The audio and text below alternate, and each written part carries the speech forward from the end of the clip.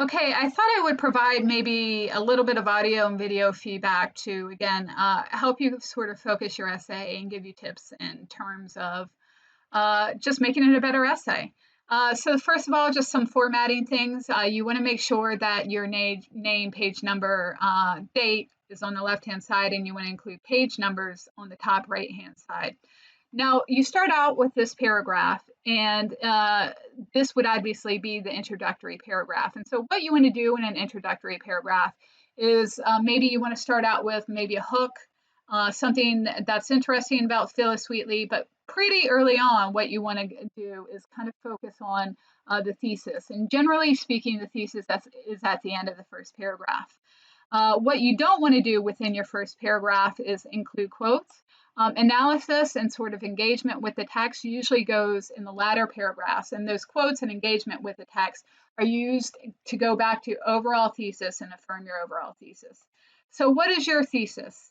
I think probably your thesis is right here, and it goes to right here.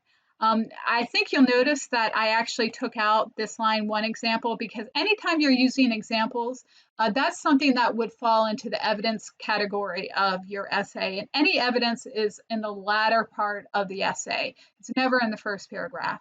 So you've got this thesis maybe. Compared to other African Americans, Wheatley doesn't go into detail on the terrible things that are happening to African Americans on the ship from Africa. Instead, she was talking about treatment. She always finds a way to refer anything she's talking about to her face.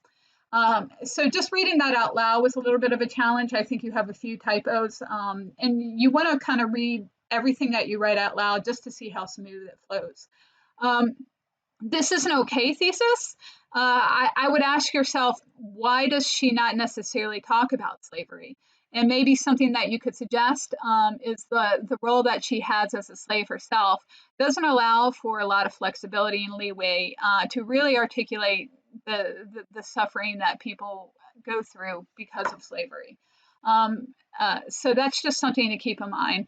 But if this is your thesis, what you're going to focus on is the absence of her sort of constant reference to slavery, and instead her focus on Christianity. And why does she focus on Christianity? It probably legitimizes her a little bit more as a writer. She's speaking to an audience that is almost entirely Christian, and she is gently pushing against racism, maybe not slavery head on, but maybe your argument could also be like, compared to African Americans, Wheatley doesn't go into detail about the terrible things regarding slavery. However, she often refers to Christianity as a way to be more accessible to her audience and gently pull in some anti-racist ideas, like, for example, Black people are just as equal and just as valuable as white Christians. You see that in her poem, To America from Africa. So you've got one example. When the Father of mercy, 'twas thy gracious hand brought me to safety from those shores, dark abodes, from those dark abodes. So the first thing is, in this line, you want to make sure that you're alluding to where you specifically got this poem or this line from. It's obviously not from Africa to America. So you would say one example of Wheatley maybe ignoring slavery, but referring to Christianity comes from the poem Da Da Da Da Da Da, where Wheatley says, Father mercy, 'twas a gracious hand brought me to safety from these dark abodes.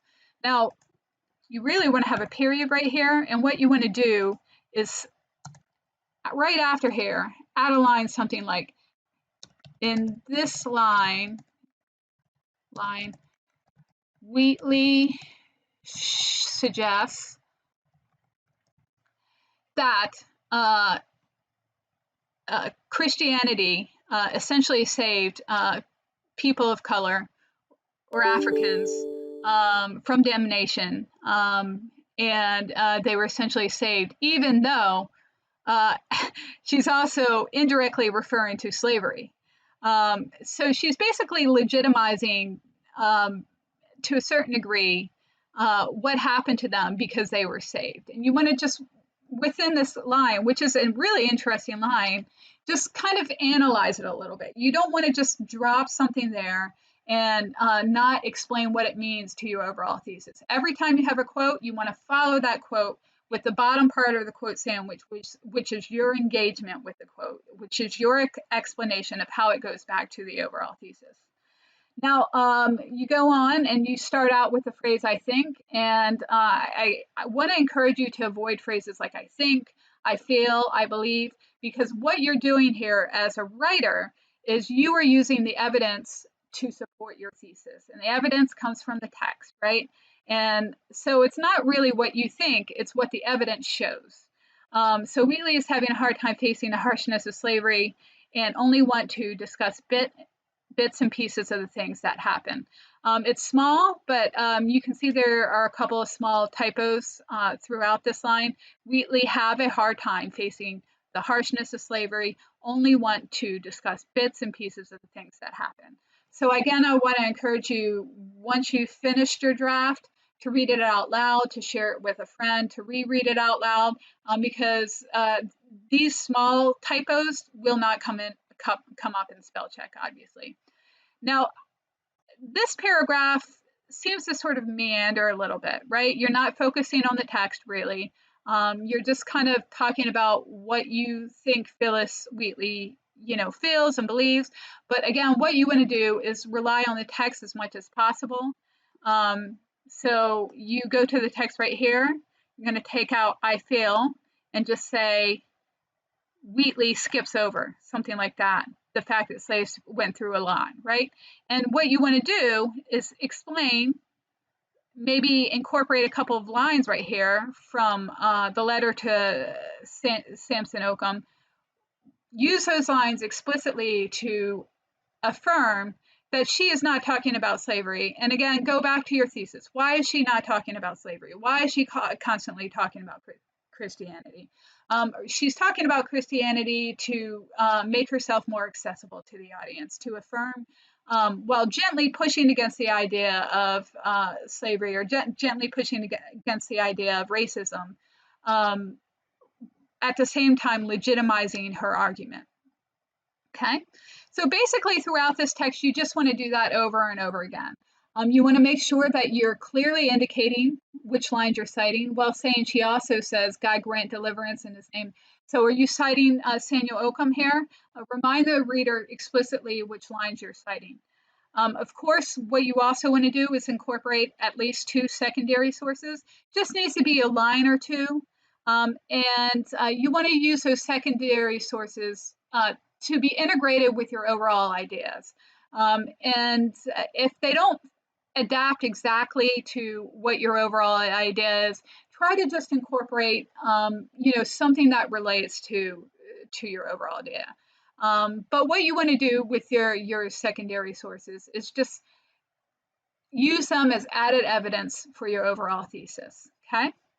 Then the final thing, of course, is a conclusion paragraph. And the best thing to do with a conclusion paragraph is just to rehash everything that you've talked about within the scope of your essay. And so you want to say, in conclusion, that's really the simplest way to do it. And then you want to basically summarize everything that you've argued through every paragraph, and you want to finish your essay like that. So it's really important to, again, have a good introductory paragraph where you clearly state your thesis.